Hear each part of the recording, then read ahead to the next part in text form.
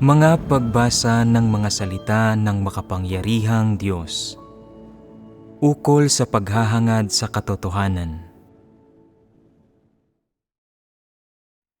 Paano sikaping mata mo ang katotohanan? Siyam. Noong huling pagtitipon natin, nagbahaginan tayo sa ikalawang bahagi ng kung ano ang mga kailangang bitiwan sa konteksto ng paano sikaping mata mo ang katotohanan. Ito ay ang pagbitiw sa mga paghahangad, mithiin at hangarin ng mga tao.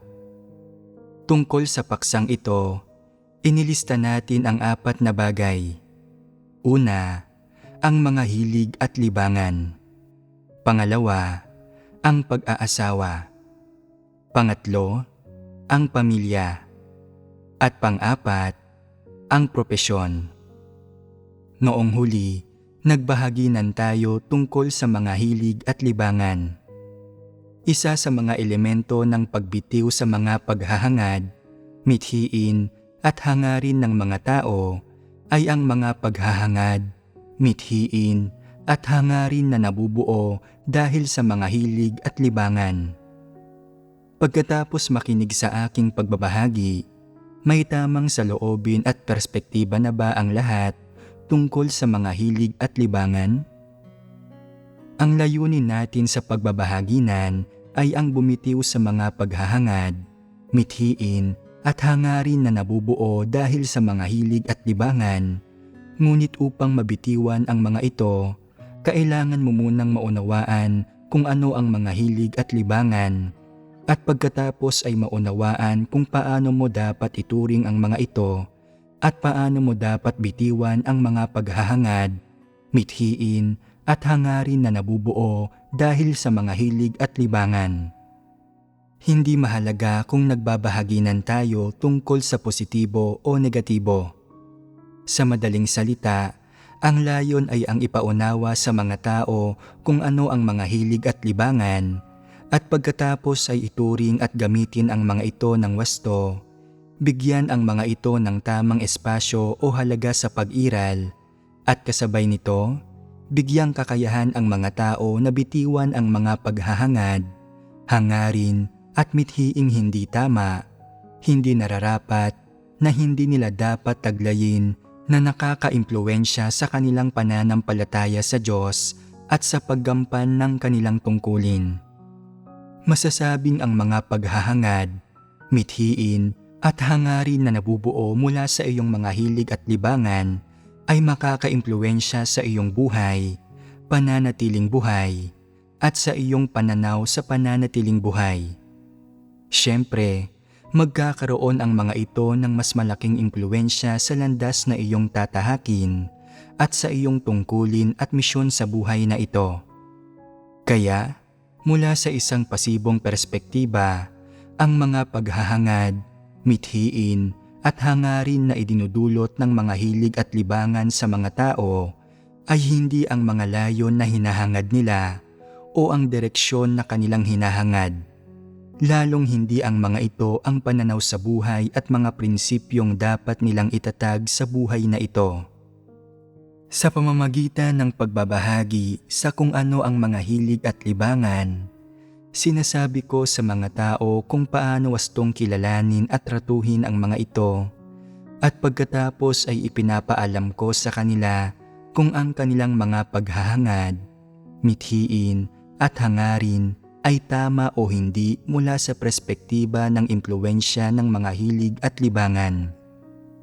Ibig sabihin, ginagamit ko ang kapwa positibo at negatibong panig upang tulutan ang mga tao na malinaw na maunawaan kung paano wastong tratuhin ang mga hilig at libangan.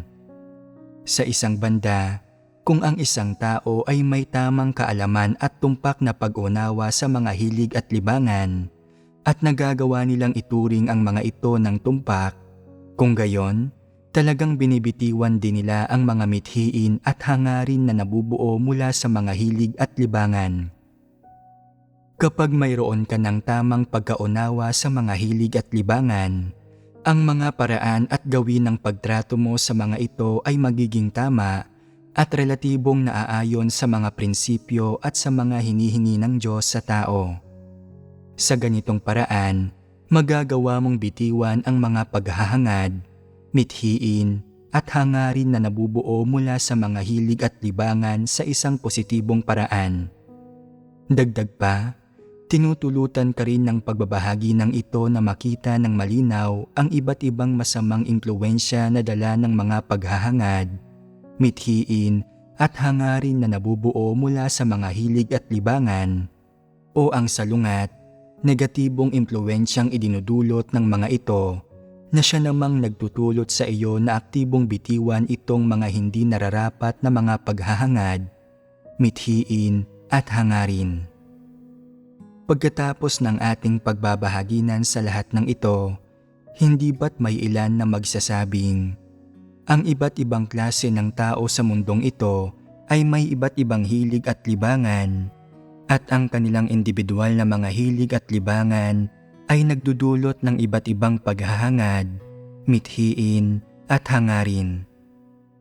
Ipagpalagay ng sumunod tayo sa kasalukuyang paraan ng ating pagsasalita at hindi pinagsumikapan ng mga tao ang kanilang mga mithiin at hangarin.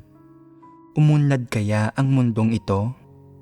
Paano kaya nagkaroon ng pag-unlad ang mga larangan tulad ng teknolohiya, kultura at edukasyon ng sangkatauhan na may kinalaman sa pananatiling buhay at sa buhay ng sangkatauhan?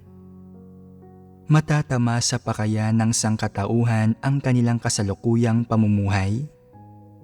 Mararating kaya ng mundo ang ganitong kasalukuyang kalagayan? Hindi ba't magiging parang isang primitibong lipunan ang mundo? Magkakaroon kaya tayo ng modernong pamumuhay ng kasalukuyang panahon? Ito ba ay isang issue? Posible na anumang paksa ang ating pagbahaginan, tatanggapin ninyong lahat ito mula sa perspektiba ng ang mga salita ng Diyos ang katotohanan. Dapat nating tanggapin ang mga ito at magpasakop sa mga ito. Kaya kadalasan, wala kayong naiibang opinyon na magagamit upang pabulaanan ang mga salitang ibinabahagi ko sa inyo. Ngunit hindi ibig sabihin ito na walang sinuman o walang ikatlong partido na magsasabi ng gayong mga pag-aalinlangan, hindi ba? Kung talagang mayroong taong magbabanggit ng gayong katanungan, paano kayo sasagot? Sa tingin ko ay mali ang perspektibang ipinapahayag sa katanungang ito dahil hindi kontrolado ng mga hilig at libangan ng mga tao ang pag-unlad ng teknolohiya o ang pag-usad ng mga kapanahunan. Ang pag-unlad ng teknolohiya at ang pag-usad ng mga kapanahunan ay lahat nasa ilalim ng kataas-taasang kapangyarihan ng Diyos. Hindi mo masasabi na ang isang taong may hilig o libangan ay makakapag-ambag sa pag-unlad ng mundo na mababago niya ang mundo. Nagsasalita ka mula sa isang malawakang perspektiba. May iba't ibang paraan ba ng pagsusuri dito? Depende ito sa kung tunay mong nauunawaan ang katotohanan o hindi. Sa tingin ba ninyo, pagkatapos marinig ang mga salitang ito ng pagbabahaginan, babanggitin ng mga walang pananampalataya ang gayong katanungan? Kaya, kung babanggitin nila ang katanungang ito, paano ka makakasagot ng ayon sa mga objetibong katunayan ng may katotohanan? Kung hindi ka makasagot, sasabihin nilang nalihis ka. Dahil hindi ka makasagot, pinapatunayan nito ang isang katunayan kahit papaano na hindi mo nauunawaan ang aspektong ito ng katotohanan. Hindi ba't hindi kayo makasagot? Kung gayon, ay pag-usapan natin ang bagay na ito. May mga taong nagsasabi, kung hindi pinagsumikapan ng sangkatauhan ang kanilang mga mithiin, narating kaya ng mundo ang kasalukuyan nitong antas ng kaunlaran? Ang sagot ay, oo. Hindi ba't simple lang iyon?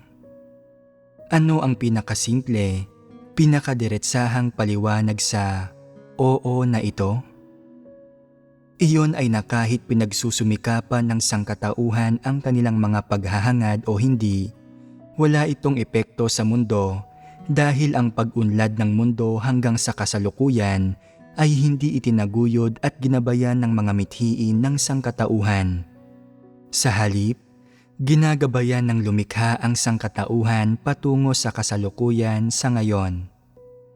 Kahit na wala ang kanilang mga paghahangad, mithiin at hangarin, mararating pa rin ng sangkatauhan ang kasalukuyan.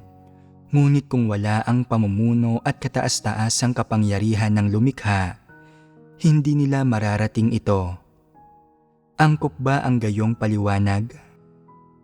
Oo. Ano ang angkop tungkol dito? Nasasagot ba nito ang katanungan? Naipapaliwanag ba nito ang diwa ng katanungan? Hindi nito naipapaliwanag ang diwa ng katanungan.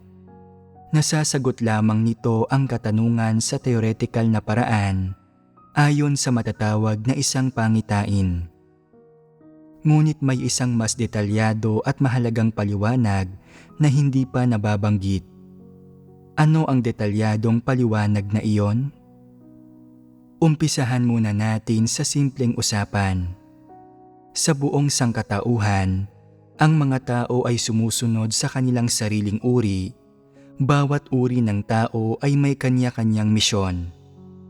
Ang misyon ng mga nananampalataya sa Diyos ay ang magpatotoo sa kataas-taasang kapangyarihan ng lumikha, magpatotoo sa kanyang mga gawa, tapusin ang ipinagkatiwala niya sa kanila, gawin ng maayos ang kanilang tungkulin, at sa huli ay mailigtas. Ito ang kanilang misyon. Sa mas detalyadong salita, ito ay ang ipalaganap ang salita at gawain ng Diyos, at pagkatapos, sa pamamagitan ng pagtanggap sa pamumuno ng Diyos at pagdanas sa kanyang gawain, ang iwaksi ang kanilang tiwaling disposisyon at maligtas. Ang ganitong uri ng tao ay hinirang ng Diyos. Siya ang uri ng tao na nakikipagtulungan sa gawain ng Diyos sa kanyang pamamahala. Ang misyon ng ganitong uri ng tao ay ang gawin ng maayos ang kanyang tungkulin at tapusin ang ipinagkatiwala ng Diyos sa kanya.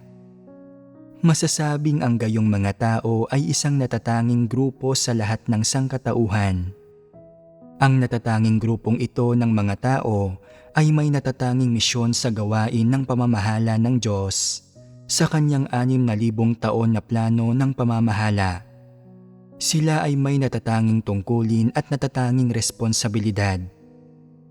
Kaya, kapag sinasabi ko na bitiwan ang mga paghahangad, mithiin at hangarin na nabubuo mula sa mga hilig at libangan, hinihingi ko sa mga taong ito, ibig sabihin sa inyong lahat, na bitiwan ang mga personal na paghahangad, mithiin at hangarin dahil ang inyong misyon, tungkulin at responsibilidad ay nasa sambahayan ng Diyos at sa iglesia, hindi sa mundong ito.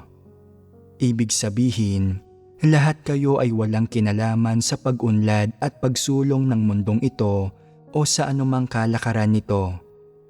Masasabi rin na hindi nagkaloob sa inyo ang Diyos ng anumang misyon tungkol sa pag-unlad at pagsulong ng mundong ito. Ito ay kanyang inorden. Ano ang misyon na ipinagkaloob ng Diyos sa mga hinirang niya, sa mga ililigtas niya? Ito ay ang gawin ng maayos ang kanilang tungkulin sa sambahayan ng Diyos at ang maligtas. Isa sa mga bagay na hinihingi niya sa mga tao upang maligtas sila ay ang hangarin ang katotohanan, at isa sa mga paraang hinihingi niya sa mga tao para mahangad ang katotohanan ay ang bitiwan ang mga paghahangad, mithiin at hangarin ng mga tao. Kaya, ang mga salita at mga hinihinging ito ay hindi nakatuon sa lahat ng sangkatauhan.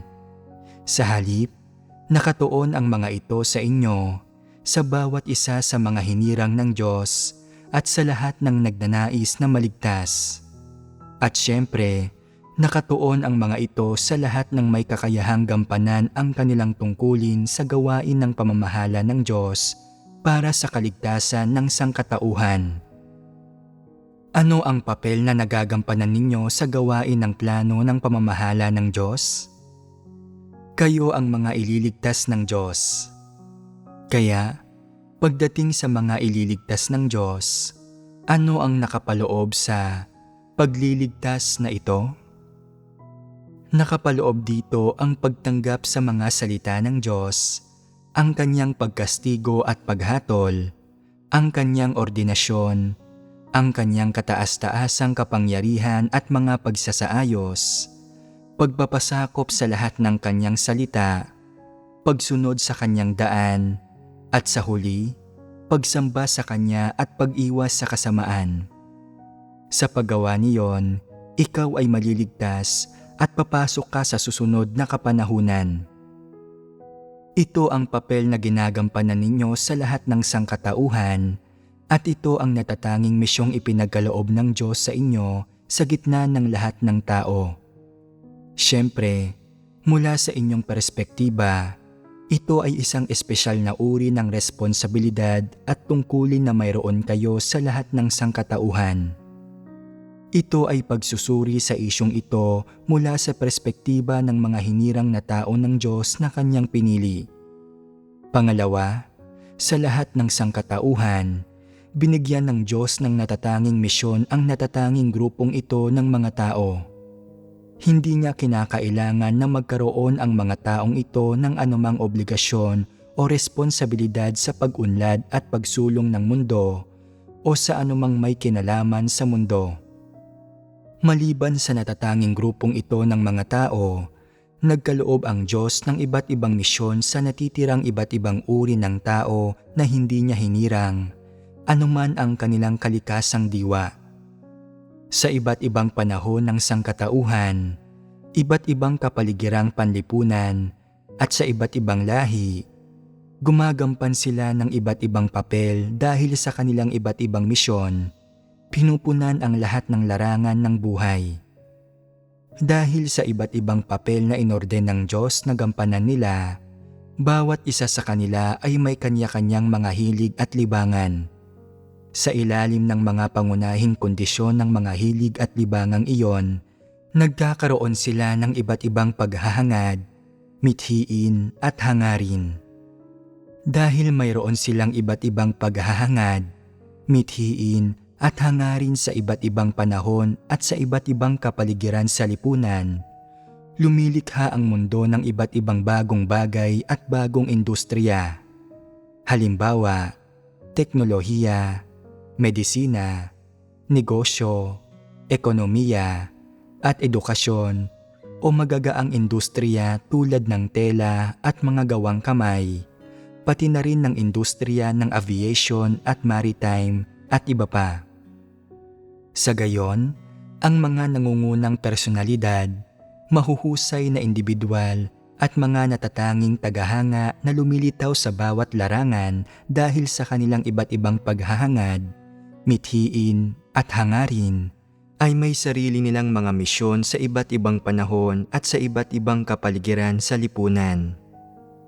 Kasabay nito, sa kanilang partikular na kapaligiran sa lipunan, patuloy rin nilang tinutupad ang kanilang misyon. Sa ganitong paraan, sa iba't ibang panahon at kapaligiran sa lipunan ng sangkatauhan, patuloy na umuunlad at sumusulong ang lipunan dahil sa pagsasakatuparan ng mga paghahangad, mithiin at hangarin ng mga natatanging individual na ito. At syempre, patuloy itong nagbibigay sa sangkatauhan ng iba't ibang kalidad ng material na pamumuhay. Halimbawa, sa ilang daang taon na nakararaan, wala pang kuryente, kaya gumagamit ang mga tao ng mga lamparang dilangis. Sa mga natatanging sitwasyong ito, isang natatanging tao ang dumating at inimbento niya ang kuryente at nagsimula ng gumamit ng kuryente ang sangkatauhan para magkailaw. Sa isa pang halimbawa, sa isang partikular na kapaligiran sa lipunan, may isa pang natatanging tao na lumitaw. Nakita niya na malaking abala ang magsulat sa kawayan at umaasa siyang darating ang araw na maaari nang magsulat sa isang manipis at patag na bagay ang isang tao na magiging komportable at madaling basahin. Pagkatapos ay nagsimula siyang magsaliksik ng mga teknik ng paggawa ng papel at sa pamamagitan ng kanyang tuloy-tuloy na pagsasaliksik, pagsusuri at pag-iexperimento, sa wakas ay naimbento niya ang papel.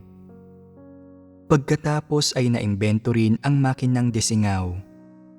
Sa isang natatanging yugto ng panahon, isang natatanging tao ang dumating na nakaisip na ang pagtatrabaho gamit ang mga kamay ay sobrang nakakapagod, sobrang aksaya sa enerhiya ng tao at masyadong hindi epektibo. Kung mayroong makina o ibang paraan na maaaring pumalit sa pisikal na pagtatrabaho ng tao, makatitipid ng maraming oras ang mga tao at magagawa nila ang ibang bagay. Kaya, sa pamamagitan ng pagsasaliksik at pagsusuri, naimbento ang makinang desingaw at pagkatapos ay sunod-sunod na naimbento ang mga mekanikal na bagay na gumagamit ng mga pangunahing prinsipyo ng makinang desingaw. Hindi ba tama iyon? Kaya, sa iba't ibang panahon, ang tuloy-tuloy na pagsasakatuparan at pagpapatunay sa mga paghahangad, mithiin at hangarin ng isang natatanging tao o ng isang grupo ng mga natatanging tao ay unti-unti at patuloy na nagsusulong at nagpapaunlad ng kapwa magaan at mabigat na industriya na patuloy na nagpapabuti sa kalidad ng buhay at sa mga kalagayan ng pamumuhay ng sangkatauhan. Ang magagaang industriya, tulad ng tela at gawang kamay, ay umuunlad na ngayon patungo sa mas mataas na antas ng kalidad, kahusayan at katumpakan, at mas lalong natatamasa ng mga tao ang mga ito. Ang mabibigat na industriya, tulad ng iba't ibang uri ng transportasyon, gaya ng mga sasakyan, tren, steamship at eroplano, ay nagbibigay ng malaking ginhawa sa buhay ng mga tao, ginagawang madali at komportable ang paglalakbay ng mga tao. Ito ang tunay na proseso at detalyadong pagpapamalas ng pag-unlad ng sangkatauhan. Sa madaling salita, magaan o mabigat na industriya man, anuman ang aspekto, ang lahat ay sinisimulan at nililikha ng mga hilig at libangan ng isang natatanging tao o ng isang grupo ng mga natatanging tao. Dahil sa kanilang natatanging mga hilig at libangan, mayroon silang kanilang sariling mga paghahangad, mithiin at hangarin. Kasabay nito, dahil sa kanilang natatanging mga paghahangad, mithiin at hangarin, sa iba't ibang yugto ng panahon ng sangkatauhan at sa mga kapaligiran sa lipunan na kanilang ginagalawan, ang iba't ibang larangan sa kanilang paligid ay nagbibigay daan sa mas maunlad na iba't ibang uri ng bagay, mas komportableng gamitin na mga bagay na mas makakatulong sa pagtaas ng kalidad ng buhay ng buong sangkatauhan. Ito ay nagdudulot ng ginhawa sa sangkatauhan at nagpapataas sa kalidad ng kanilang buhay. Hindi na natin pag-uusapan ang lahat ng ito. Sa halip, susuriin natin ang pinagmulan ng mga natatanging individual na ito. Saan nanggagaling ang mga natatanging individual na ito sa iba't ibang panahon? Hindi ba't sila ay inorden ng Diyos? Ang puntong ito ay hindi mapapabulaanan at hindi ito matatatwa ni numan. Dahil sila ay inorden ng Diyos, ang kanilang mga misyon ay may kaugnayan din sa inorden ng Diyos. Ano ang ibig sabihin ng may kaugnayan sa inorden ng Diyos? Ito ay nangangahulugan na ang Diyos ay nagkaloob ng mga natatanging misyon sa mga natatanging individual na ito, kaya sila lumilitaw sa mga partikular na panahon para gawin ang gusto nila sa mga partikular na panahon, at pagkatapos ay binibigyang inspirasyon ang sangkatauhan sa iba't ibang panahon sa pamamagitan ng mga natatanging bagay na ginagawa ng mga individual na iyon. Dahil sa mga natatanging individual na ito, patuloy na sumasailalim ang mundo sa maliliit na pagbabago at muling napapanibago. Ganito umuunlad ang sangkatauhan. Ano ang pagkakaiba sa pagitan ng mga taong may mga natatanging hilig at libangan at ng mga hinirang na tao ng Diyos? Ang pagkakaiba ay nabagamat inorden ng Diyos ang isang natatanging misyon para sa mga taong ito, hindi sila ang mga inorden ng Diyos para iligtas. Kaya, ang kanyang mga hinihingi lamang sa kanila ay na dapat silang gumawa ng isang natatanging bagay sa kanilang natatanging edad, sa kanilang natatanging panahon. Tinatapos nila ang kanilang misyon at sa kanilang natatanging panahon, sila ay umaalis. Habang sila ay nabubuhay sa lupa, hindi gumagawa ang Diyos ng gawain ng pagliligtas sa kanila. Mayroon lamang silang misyon para sa pag-unlad at pagsulong ng lipunan at sangkatauhang ito o upang baguhin ang mga kalagayan ng pamumuhay ng sangkatauhan sa iba't ibang yugto.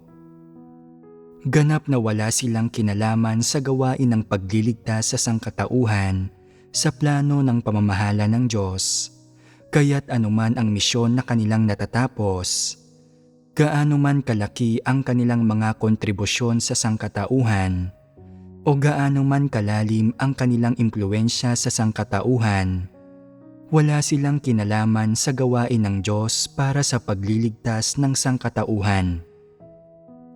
Sila ay nabibilang sa mundo, sa mga kalakaran nito, sa pag-unlad nito, at sa bawat larangan at industriya nito. Wala silang kinalaman sa gawain ng pagliligtas ng Diyos sa sangkatauhan, kaya wala silang kinalaman sa bawat salitang binibigkas niya, sa bawat salitang ibinibigay niya sa sangkatauhan, sa katotohanan at buhay na ipinapahayag niya, o sa iba't ibang hinihingi niya sa sangkatauhan. Ano ang ibig sabihin nito? Ito ay nangangahulugan na ang mga pahayag ng Diyos sa buong sangkatauhan, sa buong sansinukob, hanggang sa mga partikular na mga hinihingi at prinsipyo na kanyang tinatalakay, ay hindi nakatuon sa lahat ng tao. Siyempre, ang mga ito ay mas lalong hindi nakatuon sa mga natatanging tao na may mahalagang papel na ginagampanan sa pagpapaunlad ng lipunan ng tao.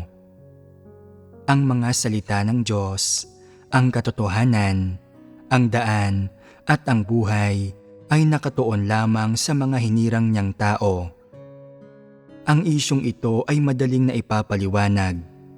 Ang mga salita ng Diyos ay nakatuon sa sinumang kanyang hinihirang, sa sinumang nais niyang iligtas. Kung ang isang tao ay hindi hinirang ng Diyos at kung hindi niya planong iligtas ito, kung gayon, ang mga salitang ito ng buhay ay hindi binibigkas sa taong ito. Wala siyang parte rito. Naiintindihan mo ba? Ang mga natatanging individual na ito ay may natatanging mga hilig at libangan, kaya mayroon silang naiiba, mas mataas na mga paghahangad, mithiin at hangarin kumpara sa mga ordinaryong tao. Dahil mayroon sila nitong mga natatanging paghahangad, mithiin at hangarin, at dahil mayroon silang naiiba o natatanging mga hilig at libangan, ginagampanan nila ang isang mahalagang papel sa pag-unlad ng lipunan ng tao. At syempre, sa iba't ibang panahon, tinatapos nila ang kanilang mahahalagang misyon. Sa huli, natatapos man nila o hindi ang kanilang mga misyon ng pasok sa pamantayan, sila ang tanging may kinalaman sa mga paghahangad, mithiin at hangarin na lumilitaw dahil sa mga hilig at libangan na ito. Dahil mayroong mga natatanging misyon ang mga taong ito, Dapat nilang isakatuparan ang kanilang mga paghahangad, mithiin at hangarin sa mga partikular na panahon at sa mga partikular na sitwasyon ng lipunan. Ito ang misyon na ipinagkakaloob ng Diyos sa kanila, ang misyong idinadagdag niya sa kanila. Ito ang kanilang responsibilidad at ganito sila dapat kumilos. Gaano man kapagod ang kanilang laman, puso o kaisipan, o gaano man kalaki ang halagang binabayaran nila upang maisakatuparan ang kanilang mga mithiin at hangarin, tatapusin nilang lahat o dapat nilang tapusin ang misyon na kailangan nilang gawin sapagkat ito ang inorden ng Diyos. Walang makakatakas sa inorden ng Diyos o makakatakas sa kanyang kataas-taasang kapangyarihan at mga pagsasaayos. Kaya, wala silang anumang kinalaman sa pinag-uusapan natin tungkol sa pagbitiw sa mga paghahangad, mithiin at hangarin ng mga tao. Ano ang ibig sabihin na wala silang kinalaman sa isa't isa? Ito ay nangangahulugan na ang mga salitang ito tungkol sa pagbitiw sa mga paghahangad, mithiin at hangarin ng mga tao ay hindi nakatuon sa kanila. Sa kahit anong panahon, sa anumang sitwasyon ng lipunan at sa anumang punto ng pag-unlad ng sangkatauhan, ang mga salitang ito mula sa Diyos ay walang kinalaman sa kanila. Ang mga salitang ito ay hindi nakatuon sa kanila, kaya wala sa mga salitang ito ang hinihingi sa kanila. Kailangan nilang tapusin ang misyon na dapat nilang gawin sa ilalim ng ordinasyon, kataas-taasang kapangyarihan at mga pagsasaayos ng Diyos. Kailangan nilang gawin ang nararapat nilang gawin sa iba't ibang panahon at sa ilalim ng iba't ibang sitwasyon ng lipunan ng masama at tiwaling sangkatauhan. Kailangan nilang tuparin ang kanilang mga obligasyon at tapusin ang misyon na dapat nilang gawin. Kaya, ginagampanan ba nila ang papel ng isang taga-serbisyo o ng isang mapaghahambingan? Paano mo man ito sabihin ay ayos lang. Sa madaling salita, hindi sila ang mga hinirang ng Diyos o ang mga nais niyang iligtas. Iyon lang. Kaya, kahit pabitiwan ng mga mananampalataya ang mga paghahangad, mithiin at hangarin, hindi nito mapapabagal ang pag-unlad ng mundo o ng sangkatauhan. At syempre, hindi rin nito mapapabagal ang pag-unlad ng iba't ibang larangan at industriya sa iba't ibang panahon at iba't ibang sitwasyon ng lipunan ng mundo. Hindi ba't ganito ang nangyayari? Ano ang dahilan? Ito ay dahil ang pag-unlad ng sangkatauhan at ng mga industriya sa lipunan ay walang kinalaman sa mga mananampalataya o sa mga taong hinirang ng Diyos, kaya hindi mo kailangang mag-alala. Kung susundin namin ang sinasabi mo at bibitiwan namin ang mga paghahangad, mithiin at hangarin, patuloy bang uunlad ang lipunan at sangkatauhang ito? Bakit ka mababalisa? Hindi mo kailangang mabalisa. May mga plano at pagsasaayos ang Diyos. Nauunawaan mo iyon, hindi ba?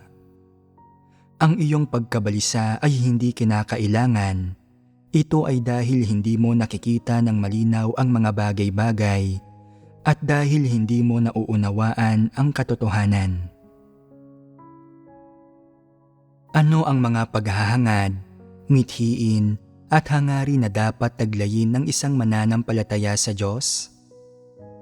Kailangan mong gawin ng maayos ang iyong tungkulin nang pasok sa pamantayan, tapusin ang ipinagkatiwala sa iyo ng Diyos, hangarin at isagawa ang katotohanan sa proseso ng paggampan sa iyong tungkulin, kamtin ang pagpasok sa katotohanang realidad, tumitingin sa mga tao at bagay, at umaasal at kumikilos ng ganap na naaayon sa mga salita ng Diyos, na ang pamantayan ay ang katotohanan.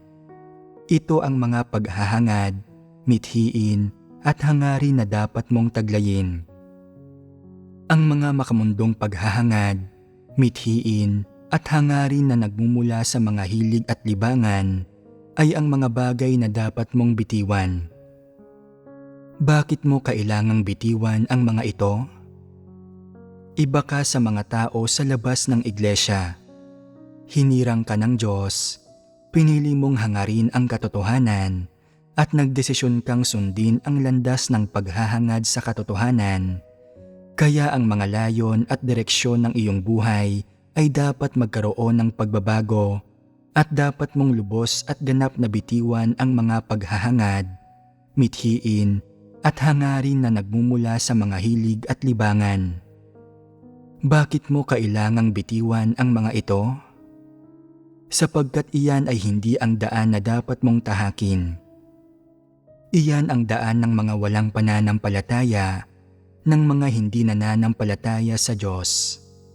Kung hahangarin mo ang pagtahak sa daang iyon, kung gayon, hindi ka isa sa mga hinirang ng Diyos. Kung hahangarin mo ang mga mithiin at hangarin na gaya ng sa mga walang pananampalataya, hindi mo mahahangad ang katotohanan at hindi mo matatamo ang kaligtasan. Sa mas partikular na salita, kung hindi mo kayang bitiwan ang iyong mga paghahangad, mithiin at hangarin, at higit pa rito ay nais mong isakatuparan ang mga ito, kung gayon, hindi mo magagawang magpasakop sa gawain ng Diyos o matakot sa Diyos at iwasan ang kasamaan, at hinding-hindi ka maliligtas.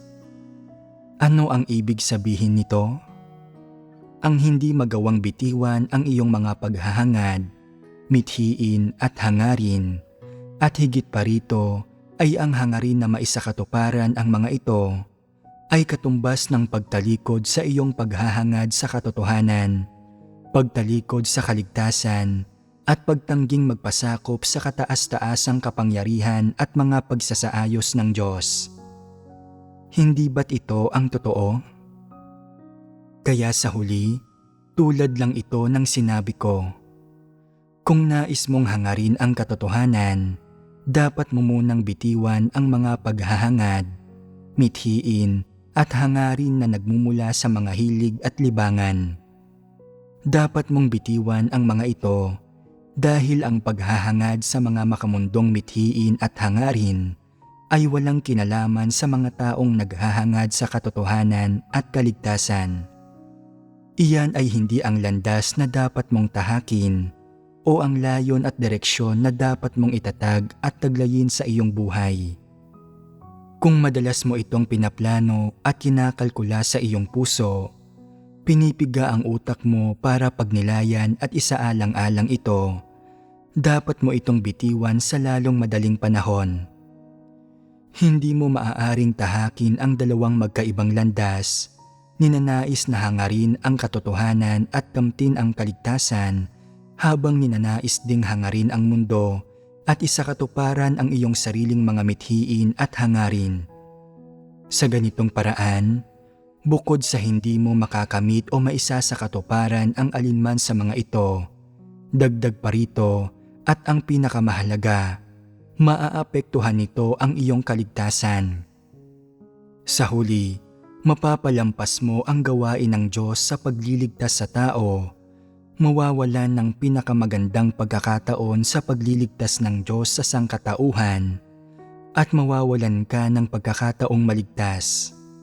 Sa huli, masasadlak ka sa sakuna, hahampasin mo ang iyong dibdib at magdadabog ang iyong mga paa, at huli na para magsisi. Ito ang magiging malungkot mong kapalaran. Kung matalino ka at nakapagdesisyon ka ng hangarin ang katotohanan, dapat mong bitiwan ang mga mithiin at hangarin na dating mayroon ka o napatuloy mo pa ring hinahangad.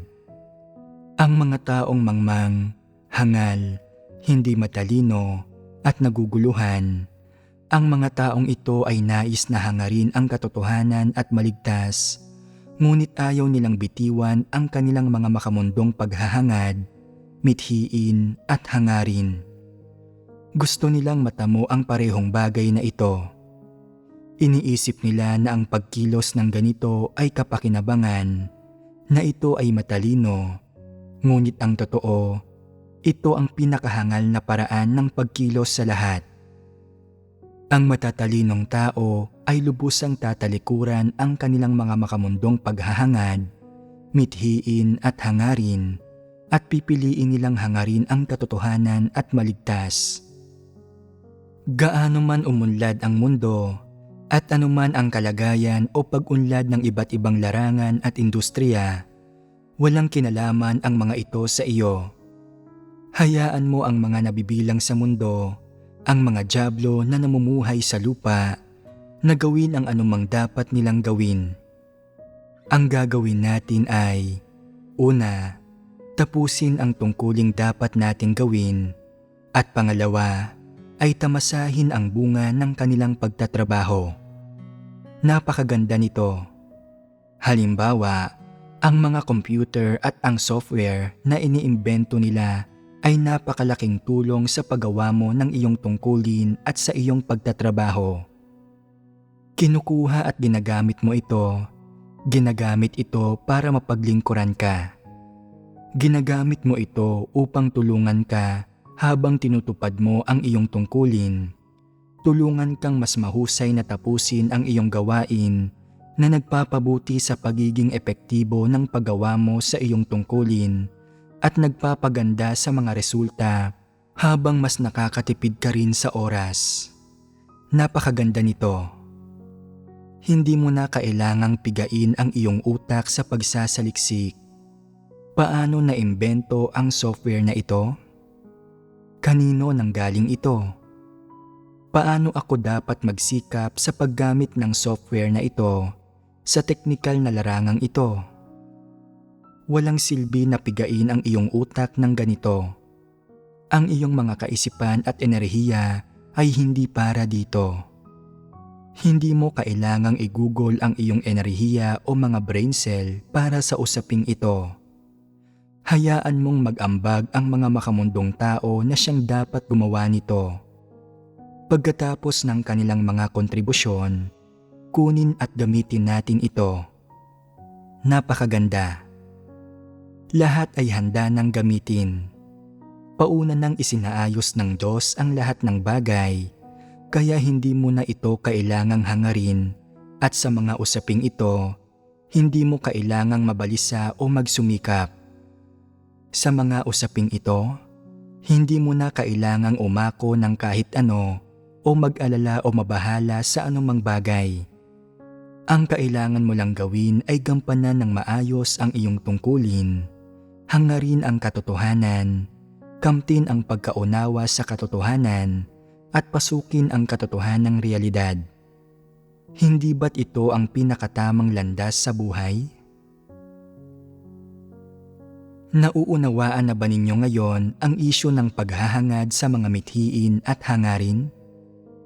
Sinasabi ng ilang tao, kung hindi hinangad ng mga tao ang kanilang mga mithiin, magkakaroon pa rin ba ng progresibong pag-unlad ang mundo? Ang sinasabi ko ay oo. Susulong pa rin ito. Naiintindihan ba ninyo ang sagot na ito? Nauunawaan ba ninyo? Kung gayon, malinaw rin ba ninyong nakikita ang diwa ng isyong tinatalakay natin? Hindi ba't ganito talaga ito? Pagdating sa huling salita, ang pag-unlad, pag-usad, at mga usapin ng mundo, hayaan na ang mga diablong nabibilang sa mundo o ang mga di umano'y tao na nabibilang sa mundo ang mga siwa rito. Wala itong kinalaman sa mga nananampalataya sa Diyos. Ano ang misyon at responsibilidad ng mga nananampalataya sa Diyos? Gawin ng maayos ang kanilang tungkulin, hangarin ang katotohanan at kamtin ang kaligtasan. Tama. Ito ay napaka-partikular at napaka-praktikal. Hindi ba't simple lang ito? Ang mga nananampalataya sa Diyos ay kailangan lang na hangarin ang katotohanan at sundin ang kanyang daan at sila ay maliligtas sa huli. Ito ang iyong misyon at ito ang pinakamalaking ekspektasyon at inaasam ng Diyos sa inyo. Isinasaayos ng Diyos ang mga natitirang bagay, kaya hindi mo na kailangang mabalisa o mag-alala. Kapag dumating na ang oras, iyong matatamasa, makakain at magagamit ang lahat ng nararapat sa iyo. Lahat ng bagay ay hihigit sa iyong imahinasyon at mga ekspektasyon at magiging sagana. Hindi hahayaan ng Diyos na wala kang mapapala o na maging dukha ka. May isang linya sa Biblia na nagsasabing magaan ang pasanin ng Panginoon. Ano ang sinasabi sa orihinal? Sapagkat malambot ang aking pamatok at magaan ang aking pasan. Hindi ba't iyon ang kahulugan? Ang paghingi sa iyo na bitiwan ang iyong sariling mga paghahangad, mithiin at hangarin ay hindi upang gawin kayong pangkaraniwan, tamad, walang paghahangad, isang naglalakad na bangkay o isang taong walang kaluluwa. Sa halip, ito ay upang baguhin ang maling direksyon at layon ng inyong mga paghahangad. Dapat mong bitiwan ang mga paghahangad, mithiin at hangarin na hindi mo dapat taglayin at itatag ang mga tamang paghahangad, mithiin at hangarin. Sa ganitong paraan ka lamang makakatahak sa tamang landas ng buhay. Kung gayon, nalutas na ba ang problemang ito? Kung hindi hinangad ng mga tao ang kanilang mga mithiin, patuloy kayang uunlad ang mundo? Ang sagot ay oo. Bakit? Dahil may inorden na misyon ang Diyos para sa mga nabibilang sa mundong ito. Sila ang gagawa ng gawaing ito. Tama. Dahil may mga inorden at isinaayos ang Diyos, kaya hindi mo kailangang mabalisa. Ang mundo ay uunlad at ang mga mananampalataya sa Diyos ay hindi kailangang pasanin ang misyong ito upang tuparin ang responsibilidad at obligasyong ito. Isinaayos na ng Diyos ang mga bagay-bagay. Hindi mo kailangang mag-alala kung sino ang isinasaayos ng Diyos. Sapat na ang hangarin mo ang katotohanan, sundin ang daan ng Diyos at kamtin ang kaligtasan. Kailangan mo pa bang mag-alala sa iba pang bagay? Hindi. Kaya, ang pagbitiw sa mga paghahangad, mithiin at hangarin ng mga tao ay isang landas na dapat mong isagawa. Hindi mo kailangang mag-alala kung ano ang mangyayari sa mundo o sa sangkatauhan pagkatapos mong bitiwan ang iyong mga mithiin at hangarin. Hindi iyon isang bagay na kailangan mong ipag-alala. Wala itong kinalaman sa iyo. Isinaayos na ng Diyos ang lahat ng bagay. Ganoon lang ito kasimple. Nauunawaan mo ba? Sa pamamagitan ng pagbabahaginan sa ganitong paraan, hindi ba't nalutas ko na ang ugat ng problema? Kung may magtatanong muli sa inyo, paano ninyo titingnan at ipapaliwanag ang problemang ito? Kung may isang taong hindi nananampalataya sa Diyos na magtatanong, palagi ninyong sinasabi ang tungkol sa hindi paghangad sa mga mithiin, ang pagbitiw sa mga mithiin at hangarin. Kung lahat ay magsasagawa ayon sa inyong sinasabi, iiral pa ba ang mundo? Patuloy pa bang uunlad ang sangkatauhan? Maaari kang sumagot ng ganito. May kanya-kanyang adhikain ang bawat tao. Hindi mo sila maaaring pilitin. Ito ay isang popular na kasabihan sa mundo. Dapat mong sabihin, hinihingi ng Diyos sa mga tao na bitiwan ang kanilang mga paghahangad, mithiin at hangarin. Iyon ang katotohanan. Kung handa kang tanggapin ito, kaya mong bitiwan ang mga bagay na ito. Kung hindi ka handang tanggapin ito, maaari din na hindi mo bitiwan ang mga ito. Hindi pipilitin ng Diyos ang sinuman. Ang pagbitiw sa iyong mga paghahangad, mithiin at hangarin ay kusang loob at ito ay iyong karapatan. Ang hindi pagbitiw sa mga ito ay kusang loob din at karapatan mo rin ito. Ang bawat individual ay may kanya-kanyang partikular na misyon. Sa lahat ng sangkatauhan, ang bawat tao ay may kanya-kanyang sariling misyon, sariling papel na dapat niyang gampanan. Magkakaiba ang mga pinipili ng mga tao, kaya magkakaiba rin ang landas na kanilang tinatahak. Pinili mong hangarin ang mundo, isakatuparan ang iyong mga mithiin at hangarin sa mundo, at katawanin ang iyong mga prinsipyo, samantalang pinipili kong bitiwan ang aking mga paghahangad, mithiin at hangarin upang sundin ang Diyos, pakinggan ang kanyang mga salita, sundin ang kanyang daan at palugurin siya. Sa huli, makakamtan ko ang kaligtasan. Hindi mo hinahangad ang landas na ito, malaya kang gawin ito. Walang makakapilit sa iyo. Ano ang tingin mo sa sagot na ito? Kung kaya mong tanggapin ang ideya ng pagbitiw sa mga paghahangad, mithiin at hangarin ng mga tao, kung gayon, ang mga salitang ito ay nakatuon sa iyo. Kung hindi mo ito kayang tanggapin, kung gayon, walang indikasyon na kailangan mong pakinggan at tanggapin ang mga salitang ito. Maaari mong piliing hindi makinig. Maaari mong piliing talikuran ang gawain ng pamamahala ng Diyos para sa kaligtasan ng sangkatauhan at talikuran ang iyong pagkakataon na maligtas. Karapatan mo ito. Maaari din na hindi mo bitiwan ang iyong mga paghahangad, mithiin at hangarin, at harapin mo ang mundo ng may kumpiyansa, may tapang na isakatuparan ang mga ito. Walang pipilit sa iyo at walang kokondena sa iyo. Karapatan mo ito. Ang iyong pagpili ay siya ring iyong misyon, at ang iyong misyon ay ang papel na inorden sa iyo ng Diyos na gampanan sa gitna ng mga tao. Iyon lang. Ito ang tunay na kalagayan ng mga bagay. Anuman ang iyong pipiliin, iyon ang uri ng landas na iyong tatahakin.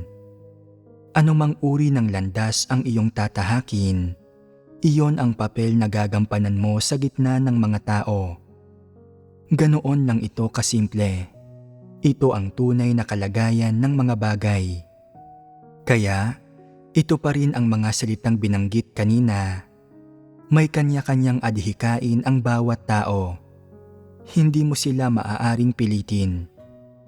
Ngunit saan nanggagaling ang adhikaing iyon? Sa pinagmulan nito, ito ay inorden ng Diyos. Kung pipiliin mong hindi tanggapin ang katotohanan at gawin ng maayos ang iyong tungkulin, ibig sabihin nito ay hindi ka pinili ng Diyos at wala kang pagkakataong maligtas. Sa madaling salita, wala ka ng pagpapalang ito. Hindi ito inorden ng Diyos.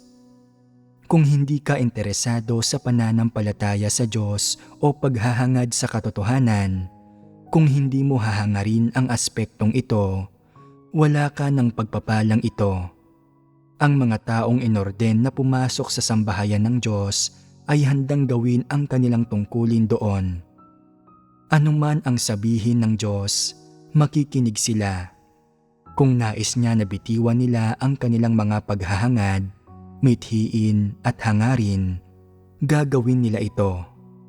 Kung hindi nila kayang bitiwan ang mga ito, pinipiga nila ang kanilang utak kung paano ito gagawin. Ang ganitong tao ay handang hangarin ang kaligtasan. Ito ang pinakamalalim na pangangailangan at hinihingi ng kanilang kaluluwa na inorden ng Diyos, kaya mayroon sila ng pagpapalang ito na siyang magandang kapalaran nila. Ang papel na inorden ng Diyos para sa iyo ay ang dapat mong gampanan. Iyon ang pinagmulan. Ang mga hindi pinagpala ay naghahangad sa mundo, Samantalang ang mga pinagpala ay naghahangad sa katotohanan, hindi ba't iyon ay katunayan? Kaya, kung may muling magtatanong sa inyo, makasasagot ba kayo? Ano ang pinakasimpleng sagot? May kanya-kanyang adhikain ang bawat tao. Hindi mo sila maaaring pilitin. Ang paghingi sa iyo na bitiwan ang iyong mga paghahangad, mithiin at hangarin ay naglalayon lang na bigyan ka ng isang landas ng pagsasagawa. Maaari mong piliing bitiwan ang mga ito at maaari mong piliing hindi bitiwan ang mga ito. May kanya-kanyang adhikain ang bawat tao. Hindi mo sila maaaring pilitin. Kung tatanggapin mo, ang mga salitang ito ay nakatuon sa iyo. Kung hindi mo tatanggapin, ang mga salitang ito ay hindi nakatuon sa iyo at ang pagbitiw sa mga paghahangad, mithiin at hangarin ay walang kinalaman sa iyo. Malaya ka. Nalutas na ba ang isyong ito? Nalutas na ito, kaya wala nang magbabanggit sa usaping ito, hindi ba?